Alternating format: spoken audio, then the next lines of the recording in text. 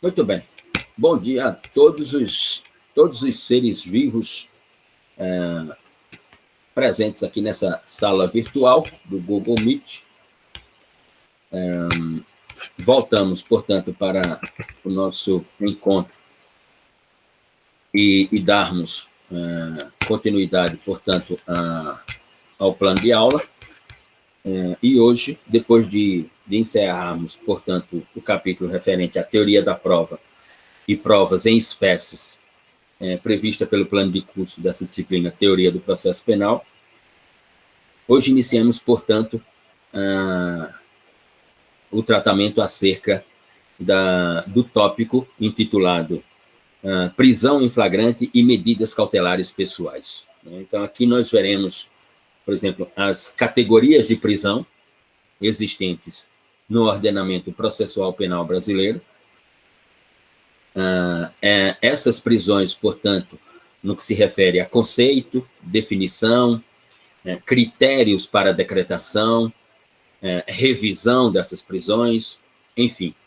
Faremos aqui, para utilizar uma linguagem moderna, uma navegação por esse instituto da prisão, que cabe, inicialmente, à luz da nossa realidade processual penal, já fazermos um esclarecimento, que, em regra, o pensamento jurídico não se preocupa em fazê-lo, mas que pensamos que seja minimamente necessário.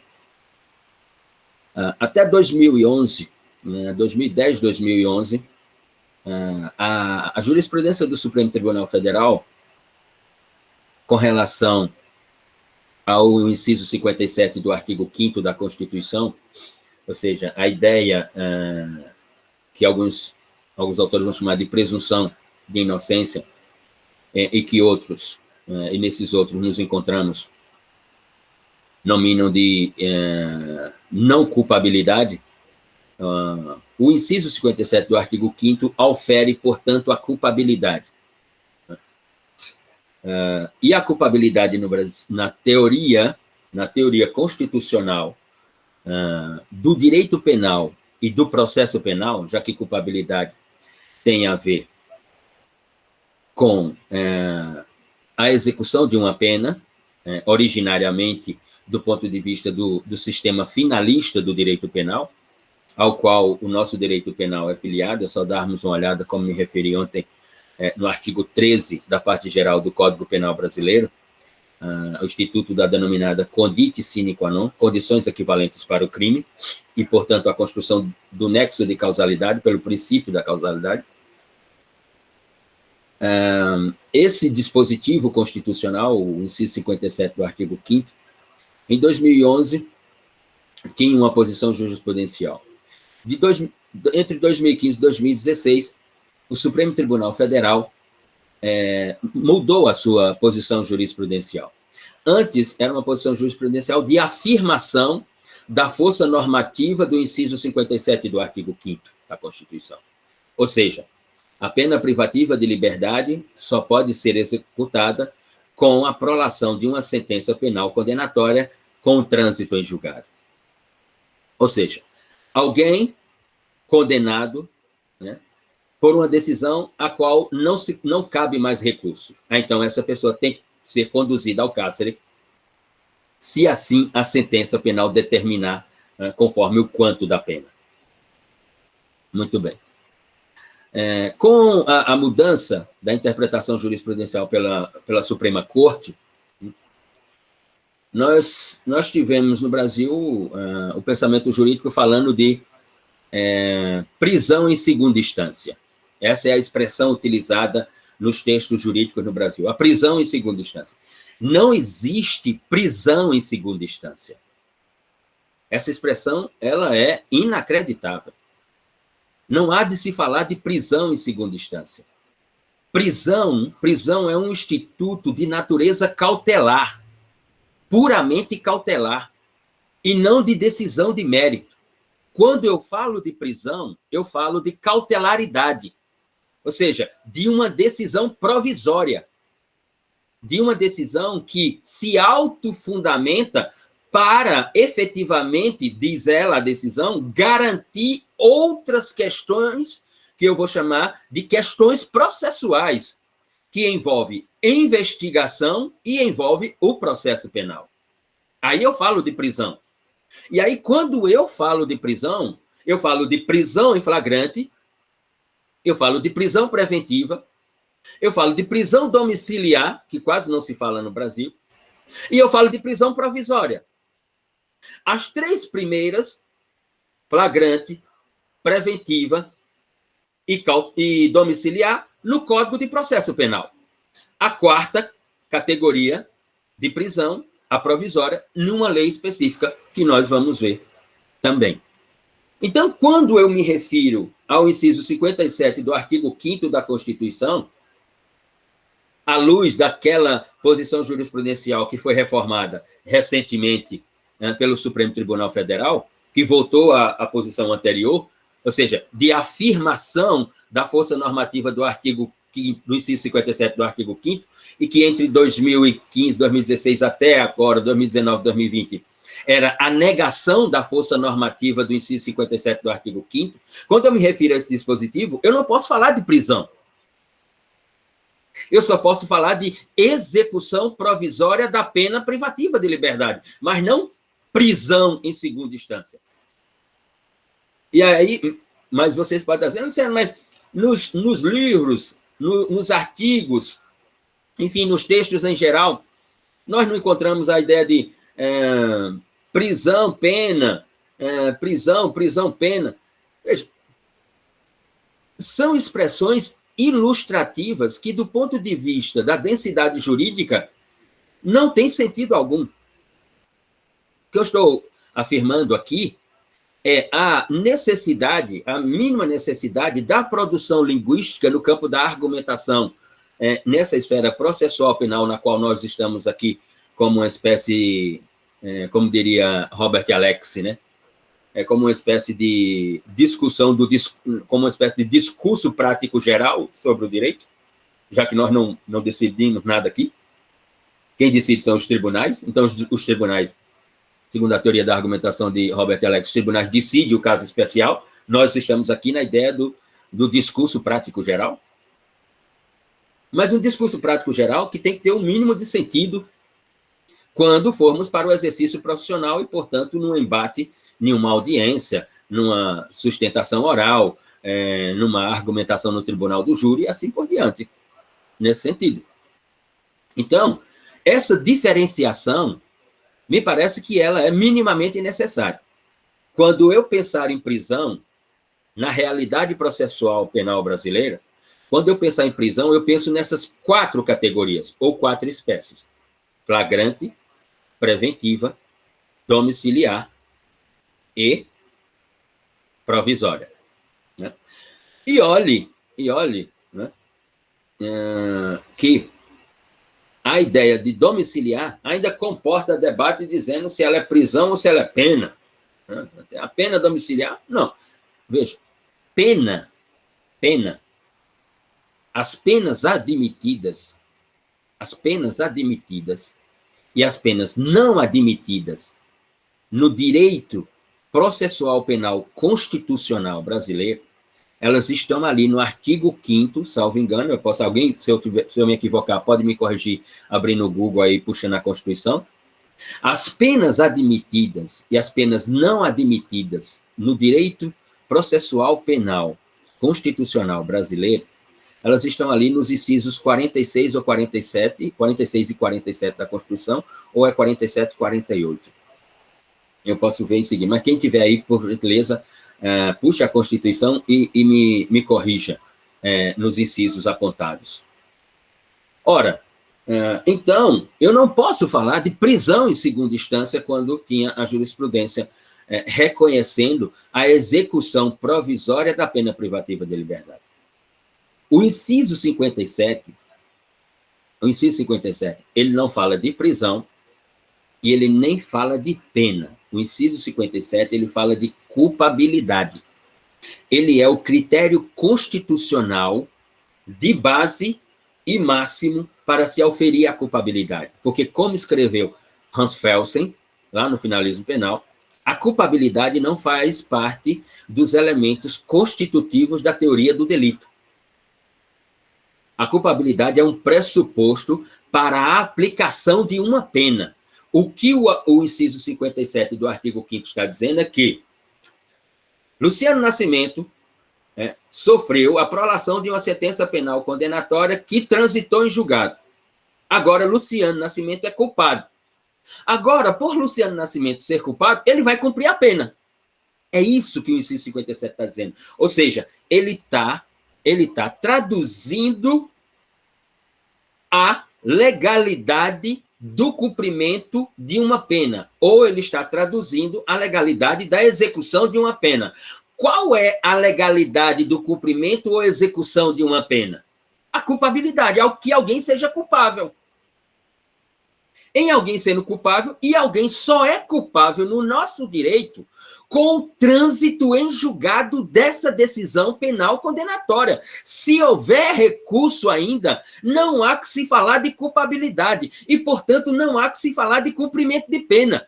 Mas eu posso falar de prisão, porque prisão eu posso falar na fase investigativa, na fase de inquérito policial e na fase processual, mas não de pena.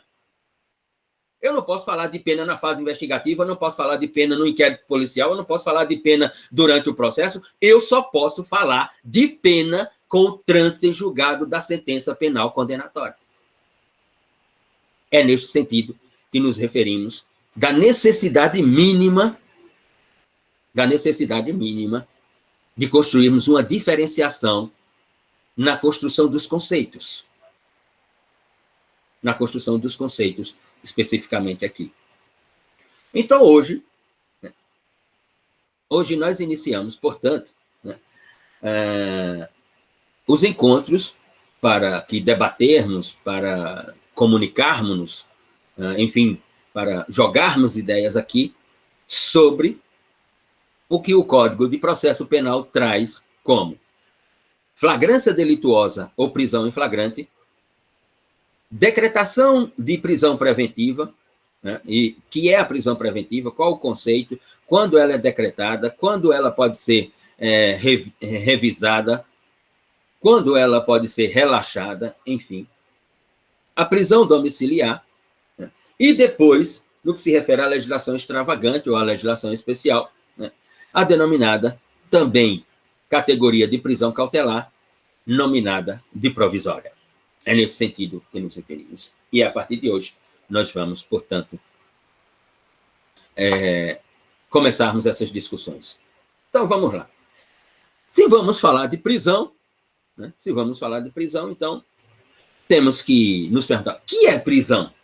Não prisão, o estabelecimento físico, não prisão, a instituição, o cárcere, mas prisão, o conceito, a ideia. O que é prisão? E qual a diferenciação que nós podemos fazer entre prisão e pena? Quando você ouve a expressão prisão, diz, Luciano, prisão e pena, o que é que você pensa? Assim, a prisão é isso, o conceito é esse, a definição é essa, pena é isso. O que é prisão? E qual seria a diferenciação para você?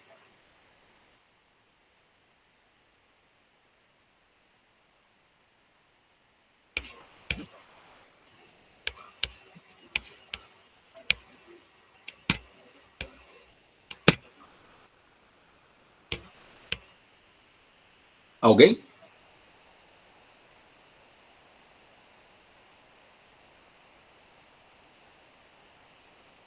A restrição, sim, Lucas, a restrição do direito de ir e vir. É a restrição da liberdade de ir e vir. Uhum. Inegavelmente, seja do ponto de vista lato, seja do ponto de vista técnico, específico, ou seja, seja na concepção filosófica, seja na concepção técnico-normativa, há uma diferenciação entre o que é prisão e o que é pena. Quando falamos de prisão, no sentido jurídico, portanto, no sentido técnico, processual, penal, quando falamos de prisão, estamos falando daquilo que Lucas, que Adriene colocaram aqui. Nós estamos falando, né, de um momento que se caracteriza e de um instituto que se constrói à luz de uma autuação por uma autoridade competente. A prisão, ela tem que ter uma autoridade competente. E aí vamos lá.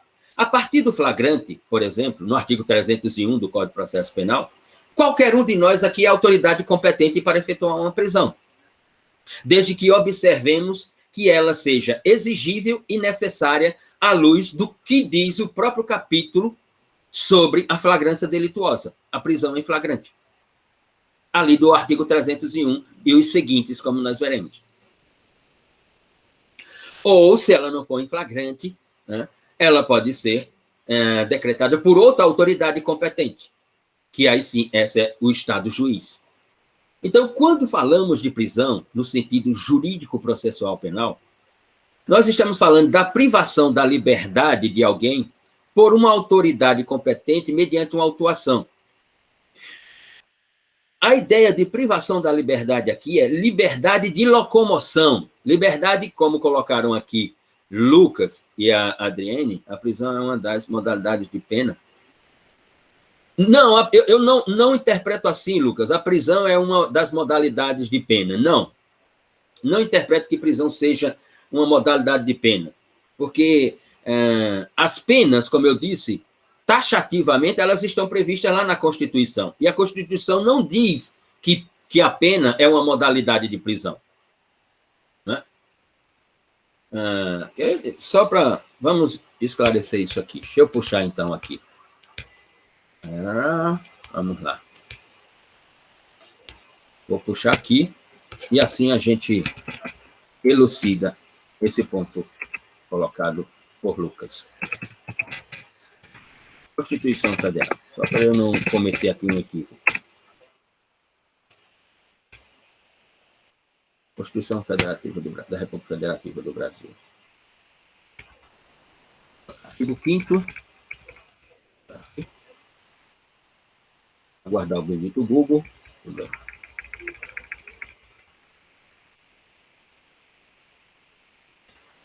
Ah, 39.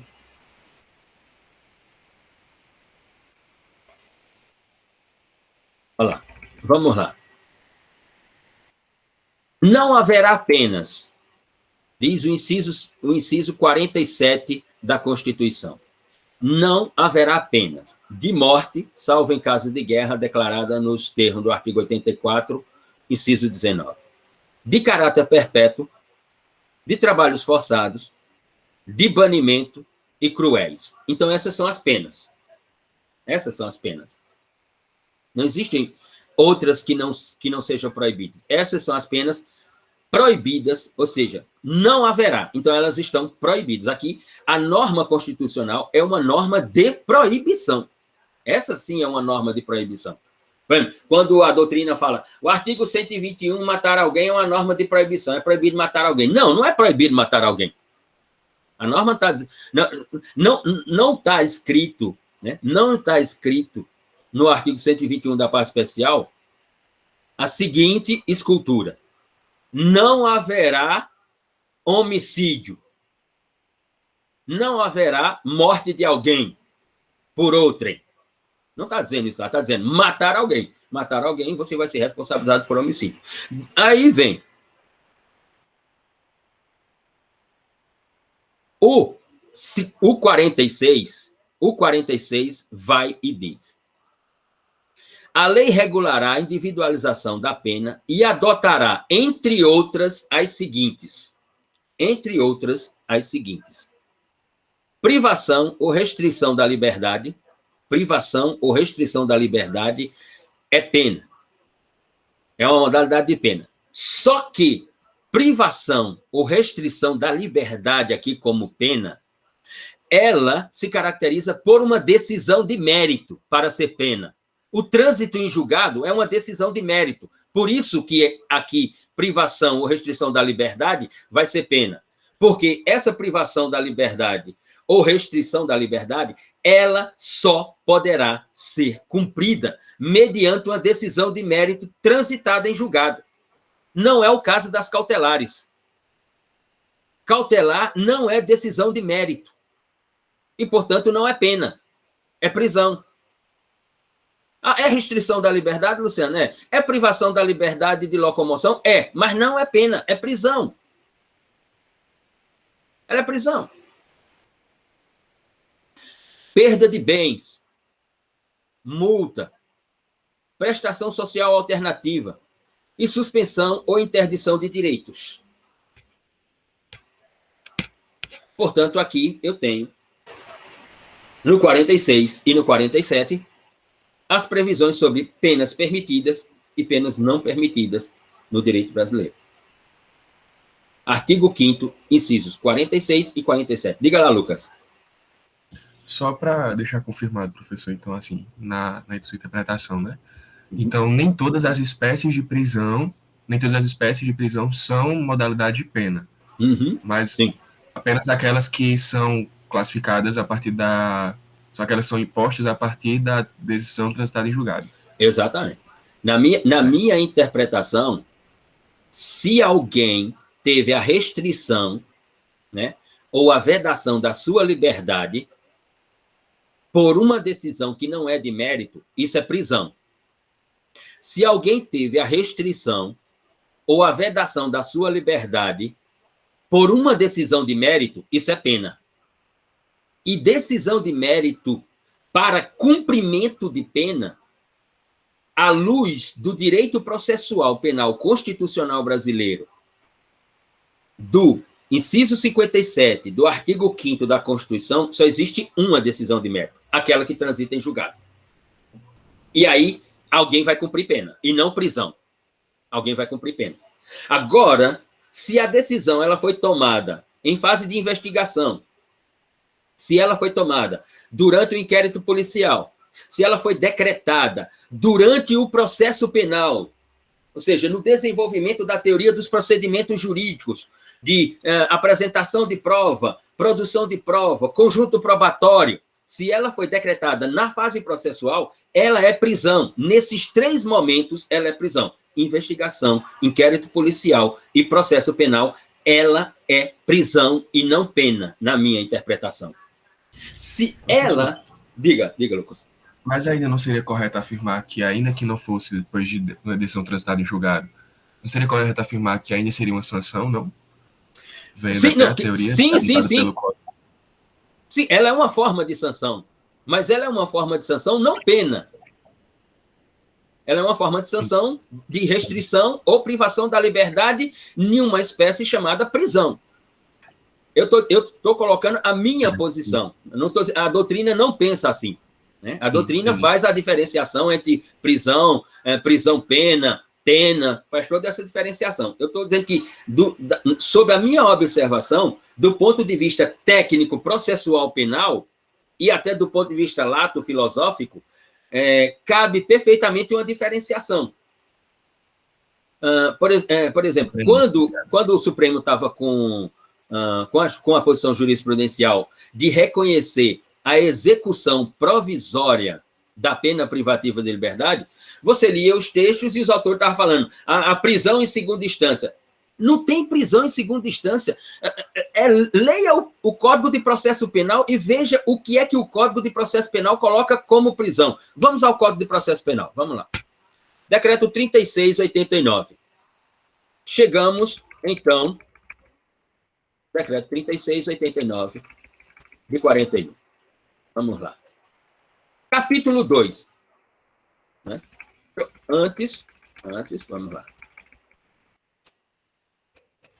Antes nós tínhamos. Vamos lá. Eu estou no título 9. Olha só o que é que diz. Título 9 aí diz: da prisão, das medidas cautelares e da liberdade provisória. Ele fala de pena? Não tem pena no título 9 do Código de Processo Penal. Ele está falando da prisão, das medidas cautelares e da liberdade provisória. São esses os 3 institutos: prisão, medidas cautelares e liberdade provisória. Aí vem disposições gerais, a partir do artigo 282. Aí vai falar sobre o que são todo do artigo 282, 283, 284, 285, né? 286, 287, vamos lá, até o 300, ele fala de prisão. Só do instituto da prisão. Não tem a palavra pena. Não existe pena. É prisão, prisão, prisão, prisão, prisão, prisão.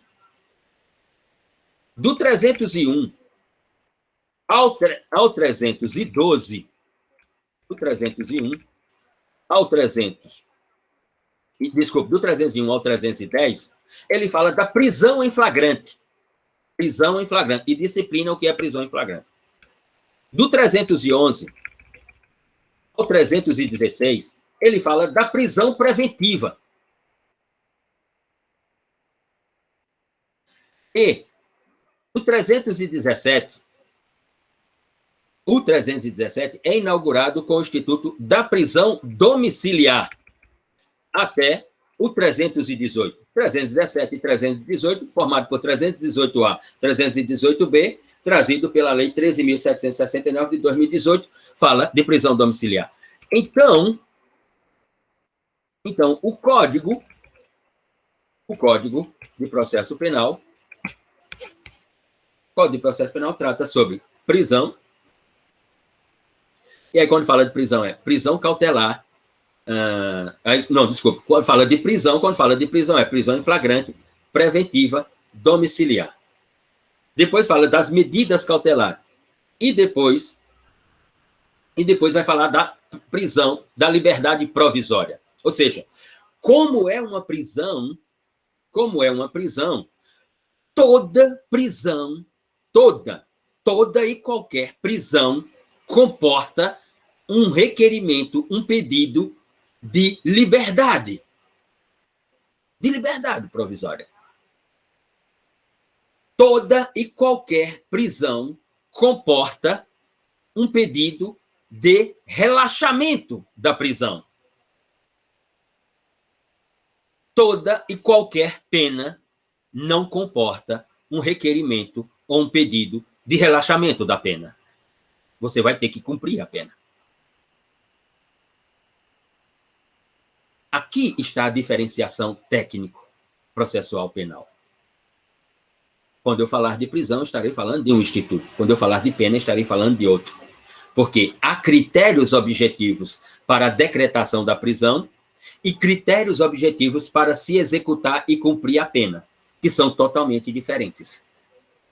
Eu não posso utilizar a mesma expressão para dois institutos. É sobre isso que eu estou me referindo. A minha posição. A doutrina, em regra, não pensa assim. O pensamento jurídico no Brasil, em regra, não constrói a argumentação assim, nesse sentido. Que eu me refiro. Então, vamos lá. Iniciemos, portanto, pela ideia de prisão.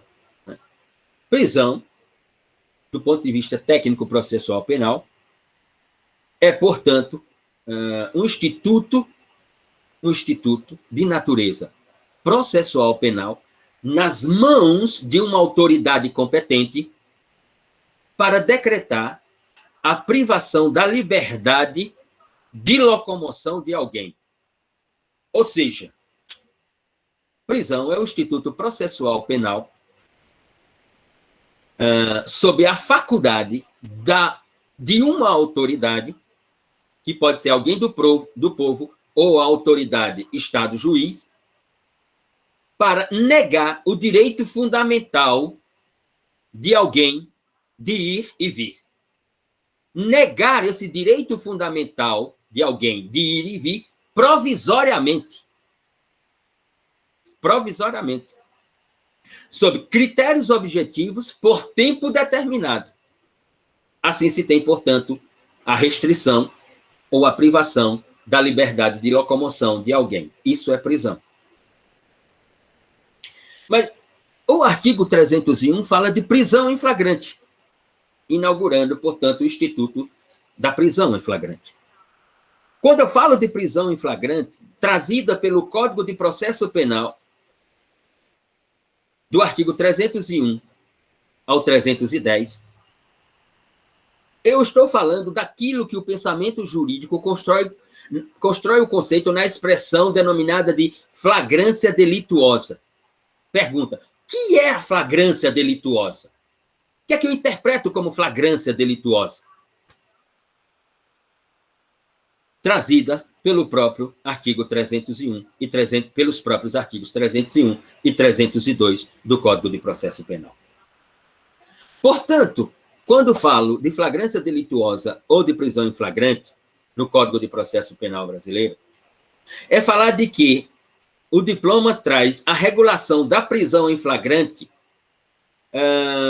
como uma descrição normativa de uma situação delituosa que se inicia, que está em desenvolvimento ou que se conclui. Eu tenho 3 fases, portanto, para observar essa flagrância delituosa. Ou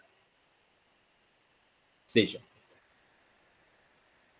eu posso dizer, à luz do artigo 302 do Código de Processo Penal, que há uma flagrância delituosa na caracterização de 3 espécies de flagrante.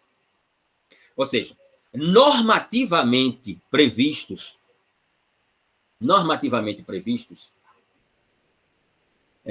e, portanto, à luz do princípio da legalidade do Instituto Prisão, eu só posso falar do Instituto Prisão na categoria flagrante, eu só posso falar de 3 situações legais para uma prisão em flagrante.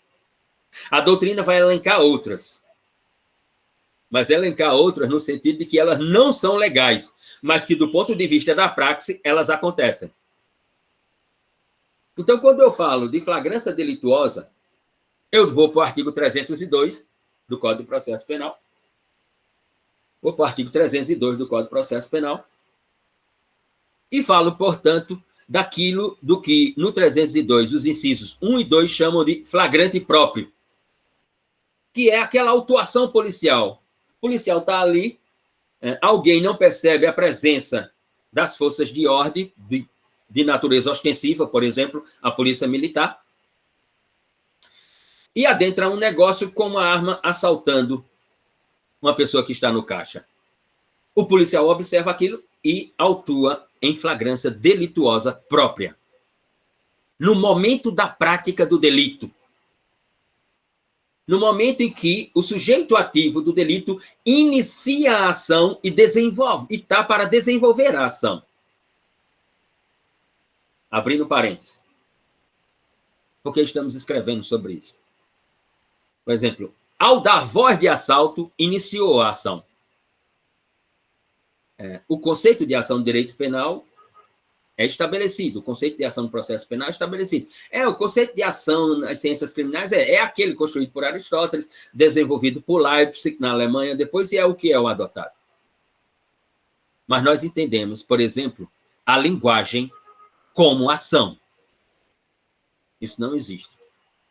O conceito de ação pela linguagem. Ou seja, a linguagem se caracteriza como uma ação de natureza delituosa para nós. E estamos escrevendo sobre isso.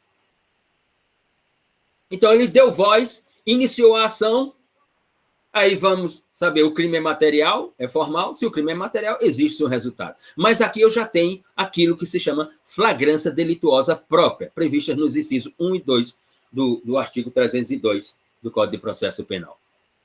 O momento da prática do delito. No inciso 3, o legislador trouxe a previsão de uma flagrância denominada de imprópria, que seria a ocorrência da ação praticada, da conduta, do comportamento delituoso consumado, e que o sujeito ativo do delito se esvai do local com os bens produto da ação delituosa. E ocorre uma perseguição logo após a consumação do delito. E aqui entram problemas e problemas da interpretação no campo processual para se trazer as verdades para o direito. O que é logo após? Logo após são minutos depois, horas depois, Dias depois, o que é logo após? Dias depois, nem pensar. Não venha com essa. A ação foi praticada no dia 17, fulano de tal foi autuado no dia 18 ou no dia 19 com os utensílios, produtos, instrumentos do crime, com os bens, produtos da ação delituosa, foi autuado em flagrante. Não foi, não. Foi autuado em flagrante, não. Foi, não. A posição jurisprudencial é claríssima sobre isso, no sentido de que flagrância delituosa, né, não perdura por mais do que horas. Portanto, e olhe que há uma discussão ainda quando se aponta 24 horas para flagrância delituosa, na categoria imprópria, na categoria de flagrante impróprio. Então, essa expressão, logo após, lá no inciso 3, ela causa uma dialética no campo processual. Seja para a acusação demonstrar, seja para, portanto, a defesa mostrar uma outra verdade. E a terceira categoria do inciso 4 do artigo 302 é o denominado flagrante presumido, ou a flagrância delituosa presumida, que também traz a expressão logo após e portando os bens produto da ação delituosa. O flagrante presumido seja ainda uma dialética muito maior, mas muito maior, do que a flagrância delituosa imprópria do inciso 3. A do inciso 4, então, expande a ideia cognitiva para a dialética discursiva, argumentativa. Mas, enfim, nós temos, portanto, essas três categorias de flagrante, ou seja, as três categorias de prisão em flagrante, não pena, prisão em flagrante, as três categorias, normativamente previstas, ou seja, do ponto de vista da legalidade processual penal, a qual o direito processual penal tem que estar adstrito. O pensamento jurídico brasileiro, a doutrina brasileira, vai falar de flagrante preparado, flagrante forjado, flagrante esperado e flagrante prorrogado. Todas essas categorias de flagrante, elas não têm previsão legal. Flagrante preparado. A polícia está investigando e constrói toda a cena para induzir o sujeito ativo do delito e todo o material do que vai ser objeto do crime, para, portanto, construir esse induzimento total. Esse é um flagrante preparado. Não tem previsão legal, portanto, não pode haver prisão em flagrante. Flagrante forjado, de que fulano foi autuado, mas não estava com absolutamente nada e aparece algo. Ou se constrói a própria cena para o próprio flagrante. Flagrante esperado, aquele de campana. A polícia fica ali esperando o camarada praticar a ação para autuar. A autuação em flagrância delituosa não é algo vigiado, não é algo espionado, é algo autuado, como a própria palavra diz. Autuado porque a situação estava em construção e a presença das ordens de força, seja na polícia ostensiva ou na polícia investigativa, assim comprovou que era uma situação de flagrância delituosa, mas não esperar a ação acontecer. E o flagrante prorrogado, que é a autuação em que as forças de ordem, no caso a polícia investigativa, assiste o sujeito ativo praticar a conduta, assiste que o crime foi consumado, mas aquele é um crime, digamos, crime meio. A polícia está querendo algo maior e sabe que o sujeito ativo vai praticar outra conduta de maior gravidade. E aí, então, prorroga. Preparado, forjado, esperado, prorrogado, não tem previsão legal no Código de Processo Penal. Observação.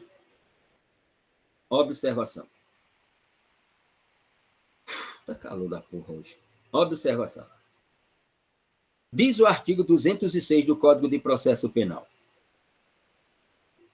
a prisão em flagrante deve ser comunicada ao juiz em até 24 horas.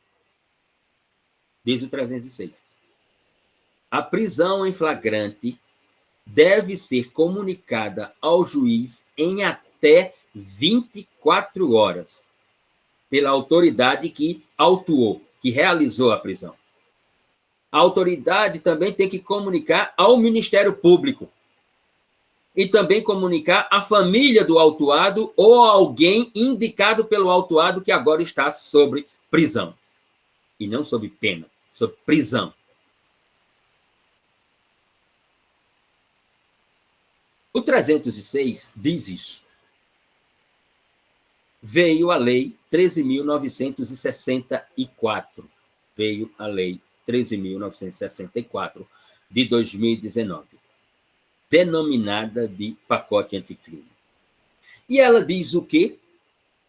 A lei diz, portanto, que ao receber o auto de prisão em flagrante, falando do Estado juiz, do magistrado, ao receber o auto de prisão em flagrante, o juiz tem 24 horas para realizar a audiência de custódia. O juiz tem 24 horas para realizar a audiência de custódia. Isso me lembra, na Escola Superior da Magistratura, da Paraíba, lá na sede da ESMA, no Altiplano, o lançamento de um livro sobre audiência de custódia, de um juiz de João Pessoa, o nome dele acho que é José Maria, e que fez um pronunciamento no lançamento do livro, foi um ex-presidente do Tribunal de Justiça da Paraíba, que à época era o diretor da ESMA. E esse desembargador fez uma confissão inacreditável, dizia ele: quando eu fui juiz lá em São Bentinho, no sertão da Paraíba, não existia essas coisas essas coisas de audiência de custódia. Esse instituto da audiência de custódia. Ainda bem que ele veio, né? Quando eu fui juiz lá em São Bentinho, eu recebia o auto de prisão, né? Recebia o auto de prisão, lia o auto de prisão, então estava tudo legal. Então, pronto, estava tudo legal. Eu colocava numa gaveta, ficava lá e pronto. Né? E esperava o que ia acontecer. Veja a relevância da audiência de custódia. Sim, recebia o auto de prisão e para você a prisão tinha sido legal? Foi um flagrante próprio? Foi um flagrante impróprio? Foi um flagrante presumido? Que flagrante que foi? O juiz tem que certificar. Ou seja, se é prisão, o juiz tem que certificar a legalidade dessa prisão. O 306 diz que a autoridade que autuou em flagrante e, portanto, realizou a prisão tem que comunicar ao juiz em até 24 horas ao Ministério Público, familiar ou pessoa indicada pelo autuado. E o juiz vem agora a 13.964, a Lei 13.964, e taxativamente determina ao Estado juiz.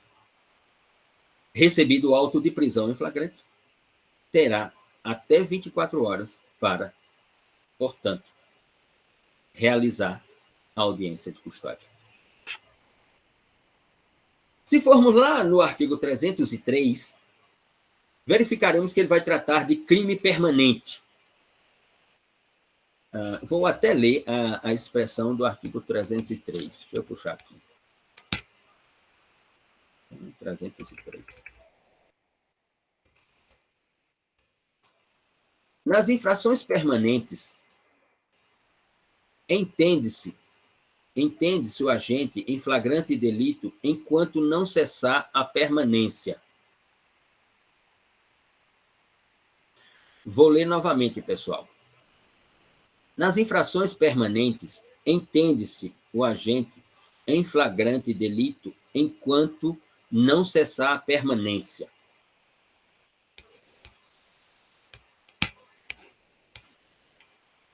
Essa redação ela pode causar uma confusão na interpretação, 303. Porque crime permanente não cessa. Crime permanente não cessa. O que cessa é crime formal, crime material e crime continuado. Crime permanente não cessa. Mas a redação, como ela é confusa, dá a ideia de que o legislador está falando que haverá um momento em que a permanência cessa. Não é que haverá um momento que a permanência cessa. Haverá um momento que não será mais flagrante no crime permanente. A flagrância é que cessa. Veja, a flagrância ela é determinada. O crime permanente é indeterminado, porque ele é permanente. Ou seja, no crime permanente, a ação não se exaure. A ação não se exaure, por isso que ele é crime permanente. Mas a flagrância delituosa se exaure. É isso que o 303 está querendo dizer. Pode parecer redundante, mas não é. Não é. Porque teremos flagrante para crime próprio, ou para crime material, para crime formal, para crime continuado. E teremos flagrante também para crime permanente. E aí é uma ideia de flagrância delituosa em crimes permanentes. Se formos lá no 304, artigo 304, notaremos que o legislador trouxe a previsão sobre uma determinada apresentação. Vamos lá no 304. Diz o artigo 304. Apresentado o preso à autoridade competente, ouvirá esta o condutor e colherá, desde logo, sua assinatura, entregando a este cópia do termo e recibo de entrega do preso. Em seguida, procederá à oitiva das testemunhas que o acompanharem e ao interrogatório do acusado sobre a imputação que lhe é feita, colhendo, após cada oitiva, suas respectivas assinaturas, lavrando a autoridade, afinal, o auto. Ora, saímos do código. Nós temos, portanto, uma apresentação dos procedimentos a serem cumpridos pela autoridade né, que levou o autuado em flagrância delituosa para a autoridade competente avaliar a legalidade da prisão. No 305, o legislador trouxe a ideia da lavração do auto de prisão. E no 305, o legislador determina lá que o auto de prisão será lavrado pelo escrivão. Na ausência do escrivão, então, poderá ser lavrado por pessoa indicada pela autoridade. A autoridade aqui é o juiz. O juiz, então, não tem o escrivão. O juiz, então, indica quem vai lavrar o auto de prisão. Está lá no 305. No 306, o legislador trouxe a previsão sobre a comunicação da prisão. A comunicação da prisão ao autuado e a confecção da sua nota de culpa. Ou seja, no 306, vamos ler o 306.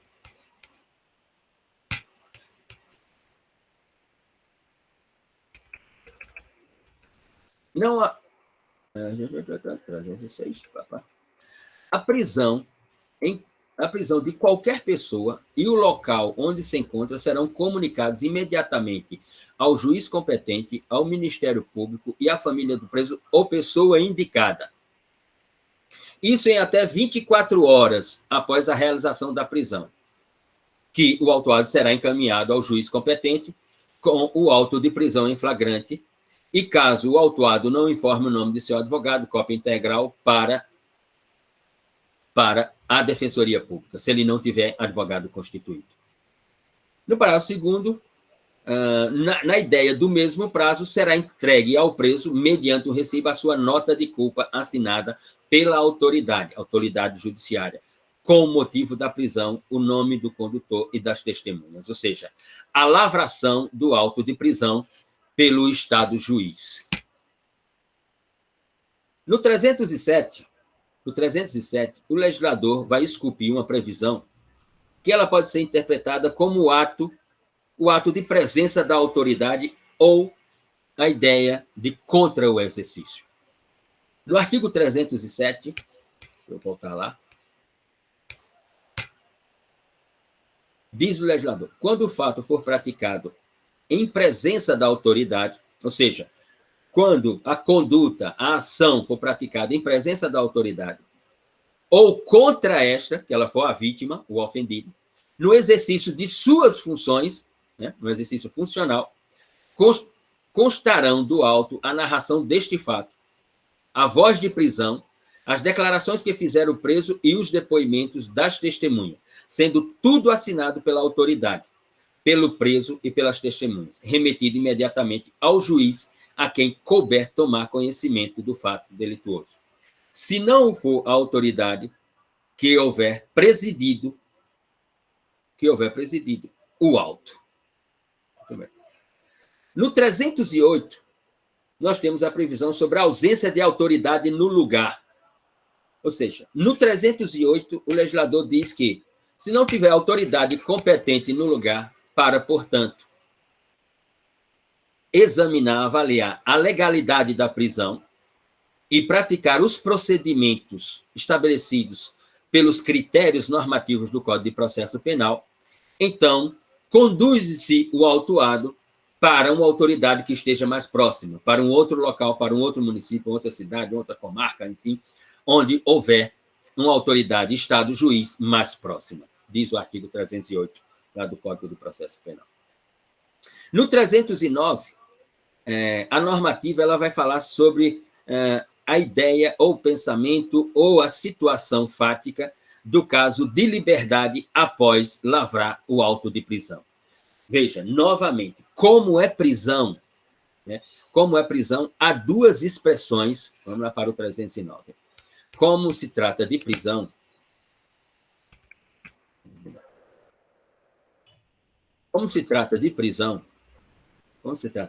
há duas expressões que cabem para a prisão. Relaxamento da mesma ou a revisão da mesma.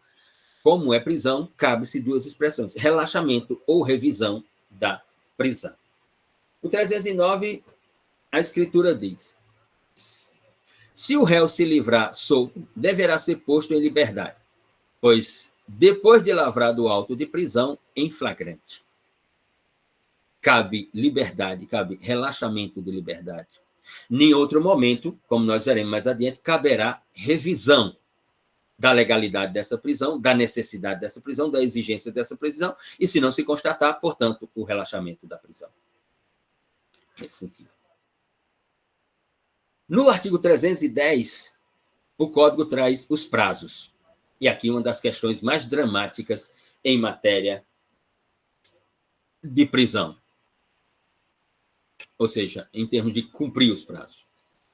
No 310, a previsão é de que, após recebido o auto de prisão em flagrante, né, o prazo é de 24 horas, 24 horas após a realização da prisão, que o juiz tem para promover a audiência de custódia, como eu bem me referi anteriormente, ou seja, redação dada pela Lei 13.964. Ora, e quais são as alternativas, né, Quais são as alternativas que o juiz tem? A própria normativa vai dizer que o juiz poderá, à luz dos requisitos do 302, então vamos lá.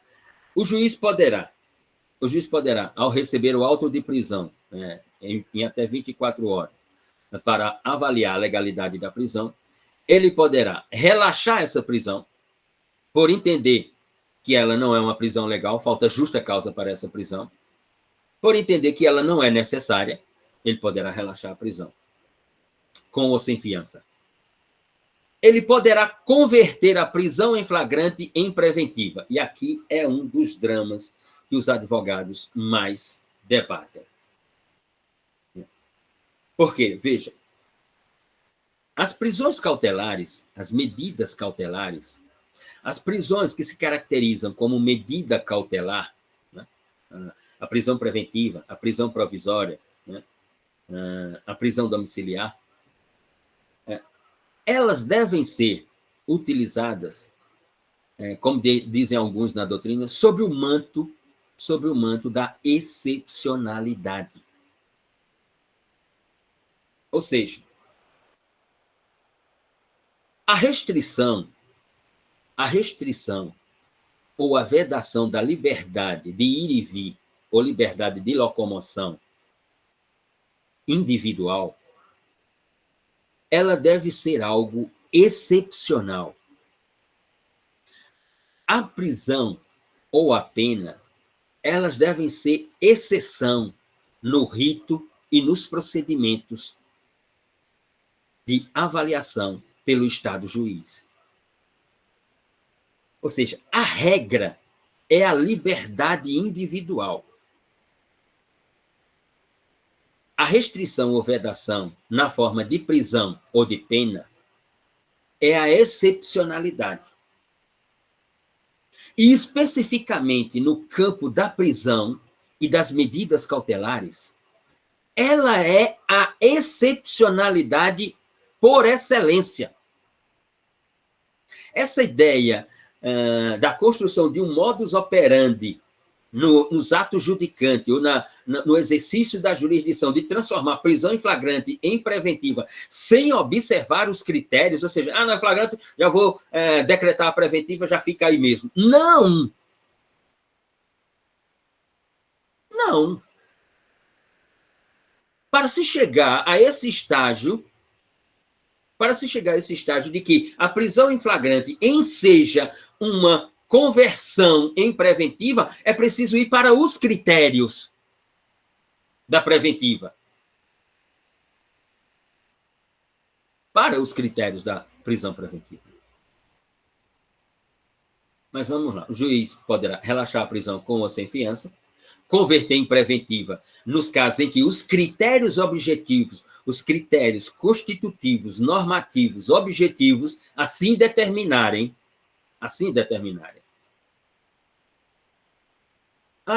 E para converter, qual é o primeiro critério, Luciano? Os critérios, os requisitos. Os critérios estão no artigo 312. O juiz tem que ler o 312 para então dizer, opa, essa prisão em flagrante agora está sendo convertida em preventiva. Esse é o primeiro critério, ou seja, o primeiro critério objetivo é observar os critérios objetivos traduzidos no 312, que daqui a pouco a gente vê quais são. E, em seguida, o magistrado chegar à convicção, mas não é a convicção metafísica, não, a convicção ouvida, a autoridade que autuou em flagrância delituosa, né? Ou seja, ouvir quem realizou a prisão em flagrante para chegar à convicção de que são inadequadas e insuficientes outras medidas, tem que permanecer preso. Mas, só porque houve uma flagrância delituosa, sem observar os critérios do 312 e sem perguntar, sem se comunicar com a autoridade que efetuou a prisão para saber se realmente ela é necessária ou não é necessária, e aí converter em preventiva, Isso não é livre convicção do magistrado. Isso não é livre convicção do Estado juiz. Não é.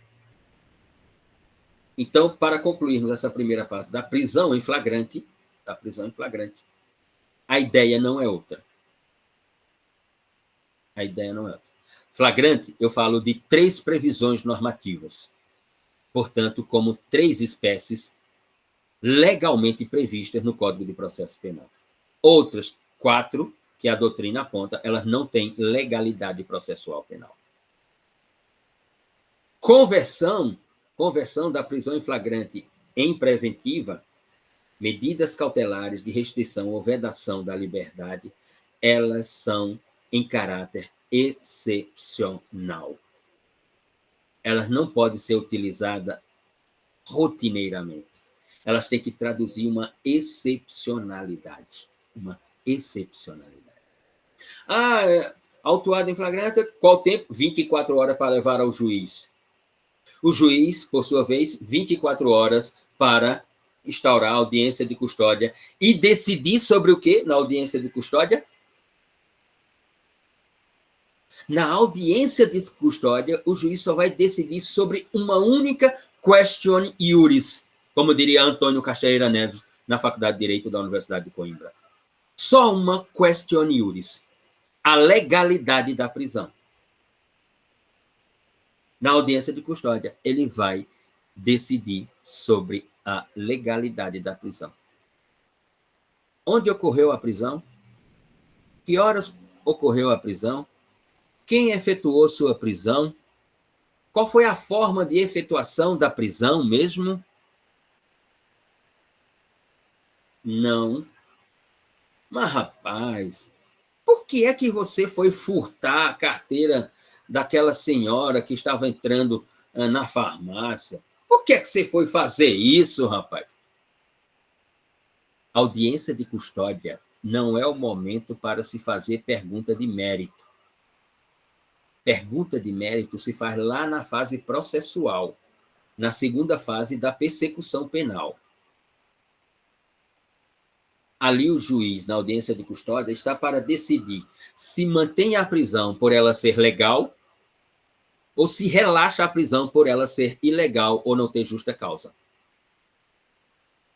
Não para fazer pergunta de mérito.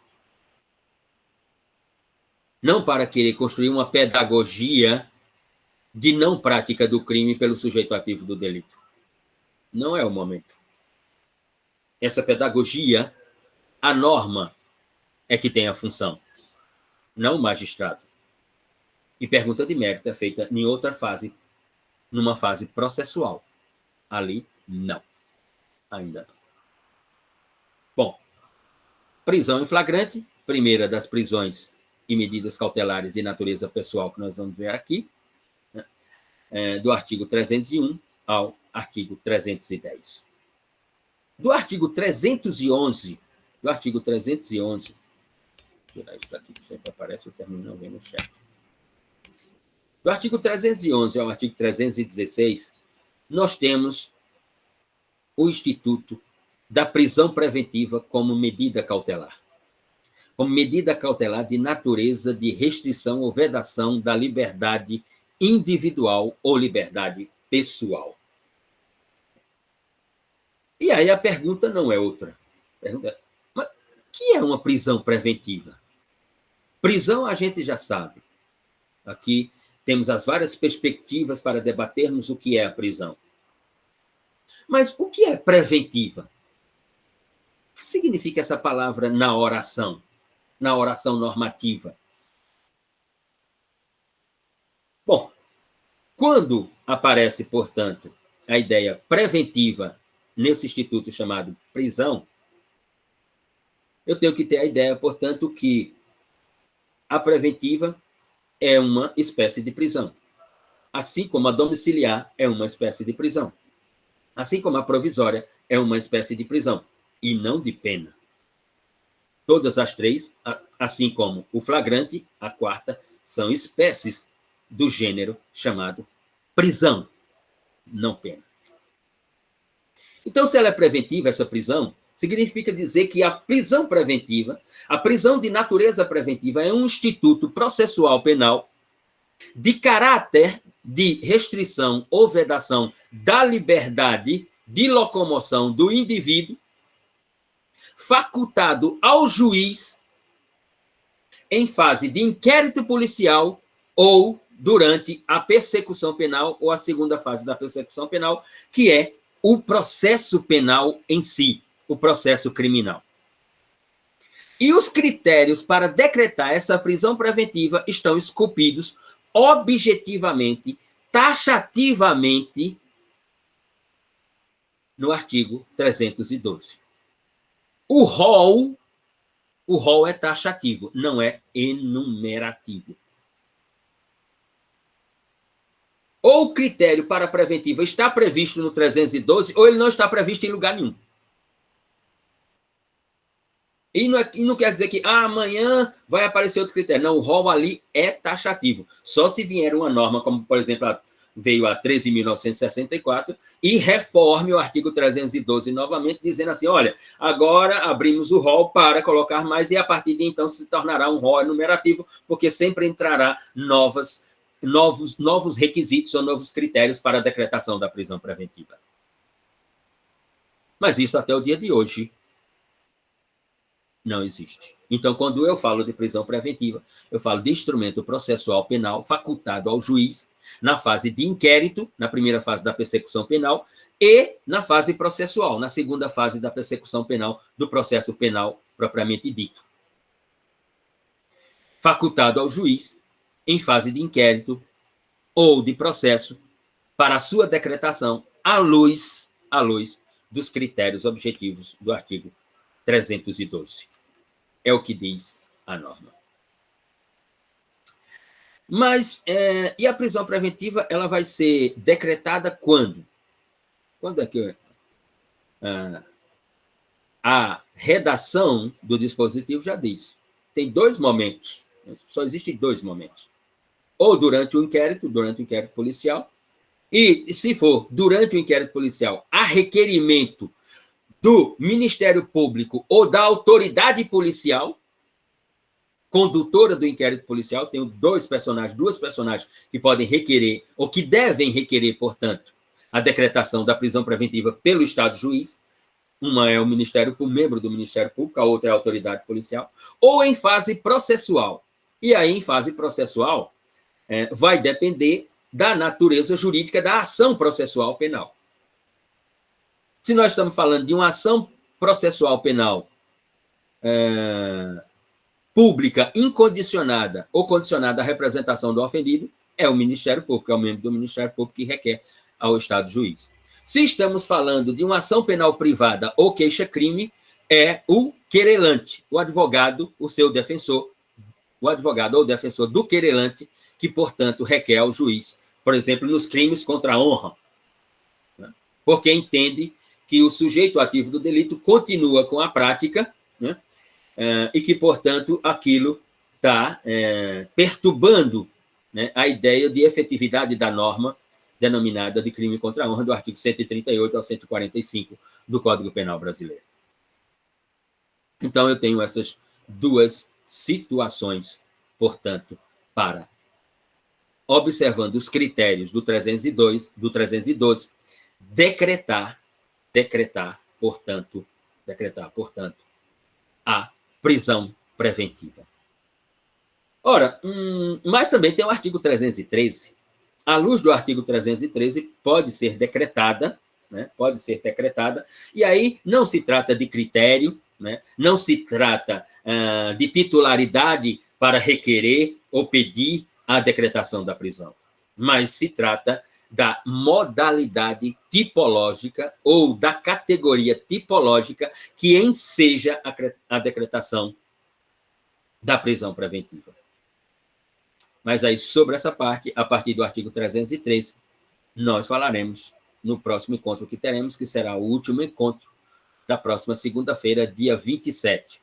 Dia 28, pelo NuPodJus, dia 28, pelo NuPodJus, canal do YouTube do Núcleo para a Pesquisa dos Observadores do Direito, nós teremos a conferência de encerramento dessa disciplina, pelo professor e magistrado Pierre Souto Maior, professor na ACES, nos cursos de pós-graduação da ACES e da Escola Superior da Magistratura de Pernambuco, membro da Associação dos Juízes para a Democracia, né, e autor de cursos de processo penal em coautoria com o promotor de justiça aposentado e professor livre-docente da Universidade do Estado do Rio de Janeiro, Afrânio Silva Jardim. No dia 28, dia 29 ou dia 27, temos o último encontro, continuação, porque aí finalizaremos o capítulo da prisão e medidas cautelares de natureza pessoal, com prosseguimento à luz da ideia da prisão preventiva, da prisão domiciliar e da provisória. E faremos uma incursão sobre a ideia do Instituto de Penas no processo penal brasileiro para concluir, portanto, o programa da disciplina Teoria do Processo Penal. Lembre-se, aquelas que... professor, qual é o e-mail para enviarmos o vídeo? Assim, o e-mail é prova, todo minúsculo, PROVA, prova.uepb@gmail.com. Esse é o e-mail. Até o dia 1º, enviar o vídeo, 5 minutos, sobre uma das temáticas vistas aqui na segunda fase, né, do tópico em investigação e inquérito policial até o que vamos ver no próximo encontro. Vídeo de até 5 minutos, né, para esse e-mail. Quem não for enviar o vídeo, no próximo encontro, dia 27, já me comunique, porque aí terei que elaborar a prova nos moldes da primeira avaliação, prova oral, para aplicação no dia 4, que aí no dia 4 eu vou aplicar a prova, para quem decidir por ela, nos moldes da primeira avaliação, vou aplicar a reposição da primeira avaliação e também aplicarei para as outras disciplinas que leciono também, tudo no dia 4 de outubro. Ok? Então, se não tem dúvidas, não tem perguntas, pessoal, uma boa tarde a todos e todas e nos vemos no próximo encontro, na próxima segunda-feira, dia 27.